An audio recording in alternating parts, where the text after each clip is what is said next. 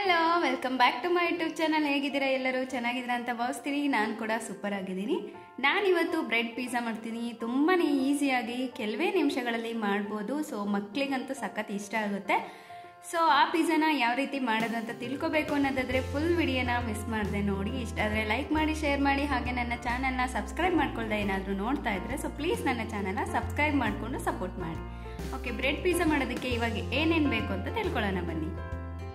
ನಾನಿಲ್ಲಿ ಒಂದು ಟೊಮೆಟೊನ ಚಿಕ್ಕದಾಗಿ ಕಟ್ ಮಾಡಿ ತೊಗೊಂಡಿದ್ದೀನಿ. ಹಾಗೆ ಸ್ವಲ್ಪ ಕ್ಯಾರೆಟನ್ನು ತುರಿದಿಟ್ಕೊಂಡಿದ್ದೀನಿ. ಇದು ಆಪ್ಷನಲ್, ಬೇಕಂದರೆ ಹಾಕ್ಕೊಳ್ಳಿ, ಬೇಡಂದರೆ ಸ್ಕಿಪ್ ಮಾಡ್ಕೋಬೋದು.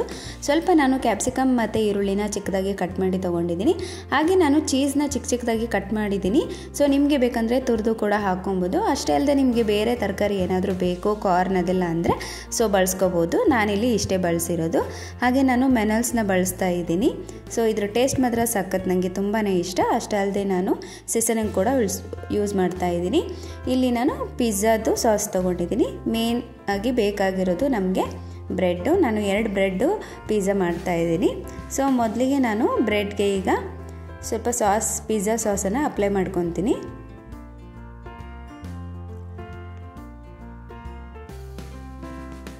ಈ ರೀತಿಯಾಗಿ ನಾನು 2 ಬ್ರೆಡ್ಗೂ ಕೂಡ ಕಂಪ್ಲೀಟಾಗಿ ಪಿಜ್ಜಾ ಸಾಸನ್ನು ಅಪ್ಲೈ ಮಾಡ್ಕೊತಾ ಇದ್ದೀನಿ.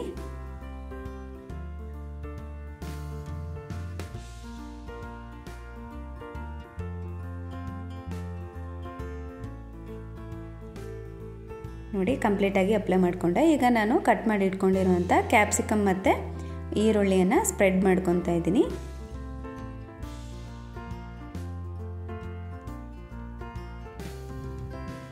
ಇದಾದಮೇಲೆ ಟೊಮೆಟೊ ಕೂಡ ಆ್ಯಡ್ ಮಾಡ್ಕೊತಾ ಇದ್ದೀನಿ. ಟೊಮೆಟೊ ನನಗೆ ಇಷ್ಟ, ಅದಕ್ಕೆ ಸ್ವಲ್ಪ ಜಾಸ್ತಿ ಆ್ಯಡ್ ಮಾಡ್ಕೊತಾ ಇದ್ದೀನಿ. ಸೊ ಚಿಕ್ಕದಾಗಿ ಈ ಥರ ಹಾಕಿದಾಗ ಮಕ್ಕಳು ಕೂಡ ತಿಂತಾರೆ. ಸೊ ಕ್ಯಾರೆಟು ಅಷ್ಟೇ, ಇದರಲ್ಲಿ ಹಾಕಿದ್ರೆ ಟೇಸ್ಟೇ ಒಂಥರ ಡಿಫ್ರೆಂಟಾಗಿ ಚೆನ್ನಾಗಿ ಬರುತ್ತೆ. ಹಾಗಾಗಿ ನಾನು ತುರಿದು ಕ್ಯಾರೆಟನ್ನು ಹಾಕ್ಕೊತಾ ಇದ್ದೀನಿ. ಈಗ ನಾನು ಕೊನೆಯಲ್ಲಿ ಚಿಕ್ಕದಾಗಿ ಕಟ್ ಮಾಡಿ ಇಟ್ಕೊಂಡಿರೋವಂಥ ಚೀಸನ್ನು ಹಾಕ್ಕೊತಾ ಇದ್ದೀನಿ.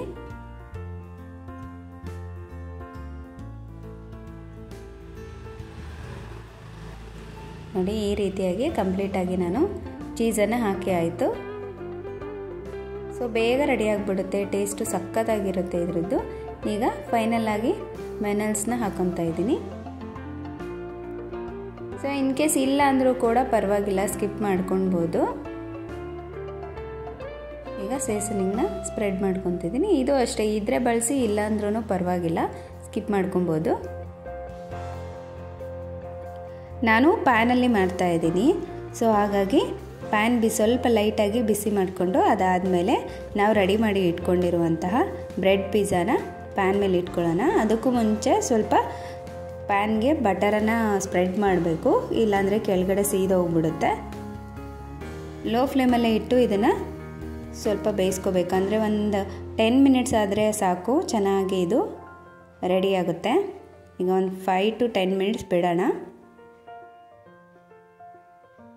ನೋಡಿ, ನಾನು ಕರೆಕ್ಟಾಗಿ 10 ಮಿನಿಟ್ಸ್ ಇದನ್ನು ಬೇಯೋದಕ್ಕೆ ಇಟ್ಟಿದ್ದೀನಿ. ಎಷ್ಟು ಚೆನ್ನಾಗಿ ಬಂದಿದೆ ಅಂತ ಹೇಳ್ಬಿಟ್ಟು. ಸೊ ತುಂಬ ಚೆನ್ನಾಗಿದೆ. ತರಕಾರಿನೂ ಅಷ್ಟೇ ಚೆನ್ನಾಗಿ ಬೆಂದಿರುತ್ತೆ, ಟೇಸ್ಟು ಸಖತ್ತಾಗಿ ಕೊಡುತ್ತೆ. ಮೇನಾಗಿ ಇದರಲ್ಲಿ ನಮಗೆ ಟೇಸ್ಟ್ ಕೊಡೋದೆ ಮೆನಲ್ಸ್ ಮತ್ತು ಚೀಸು. ನೋಡಿ, ಫೈನಲ್ಲಾಗಿ ಬ್ರೆಡ್ ಪಿಜ್ಜಾ ರೆಡಿ ಆಯಿತು. ತುಂಬ ಈಸಿಯಾಗಿ ಕಡಿಮೆ ಸಮಯದಲ್ಲಿ ಮಾಡ್ಕೊಂಡು ತಿನ್ಬೋದು.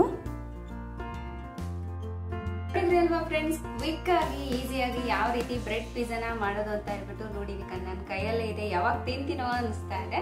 ಸೊ ತುಂಬಾನೇ ಟೇಸ್ಟಿ ಆಗಿರುತ್ತೆ. ಸ್ವಲ್ಪ ಪಿಜ್ಜಾ ಮಾಡೋದಕ್ಕೆ ಟೈಮ್ ಬೇಕಾಗುತ್ತೆ, ಅದೇ ಈ ಬ್ರೆಡ್ ಪಿಜ್ಜಾ ಮಾಡೋದಕ್ಕೆ ಟೈಮೇ ಬೇಡ. ಕೇವಲ ಒಂದು 2 ರಿಂದ 5 ನಿಮಿಷ ಇದ್ರೆ ಸಾಕು, ಫಟಾಫಟ್ ಅಂತ ಮಾಡ್ಬೋದು. ಸೊ ಮಕ್ಕಳಿಗೆಲ್ಲ ತುಂಬಾನೇ ಇಷ್ಟ ಆಗುತ್ತೆ. ಪಿಜ್ಜಾ ಕೇಳ್ತಾರೆ, ಅದ್ರ ಬದಲಾಗಿ ಮನೇಲೆ ಈ ರೀತಿಯಾಗಿ ಮಾಡಿಕೊಡಿ. ಸೊ ರೆಸಿಪಿ ನಿಮಗೆ ಇಷ್ಟ ಆಯ್ತು ಅಂತ ಭಾವಿಸ್ತೀನಿ. ಸೊ ಈ ವ್ಲಾಗ್ನ ನಾನು ಇಲ್ಲಿಗೆ ಎಂಡ್ ಮಾಡ್ತಾ ಇದ್ದೀನಿ. ನಾಳೆ ಮತ್ತೆ ಹೊಸ ವ್ಲಾಗಲ್ಲಿ ಸಿಗ್ತೀನಿ. ಟೇಕ್ ಕೇರ್, ಬಾಯ್.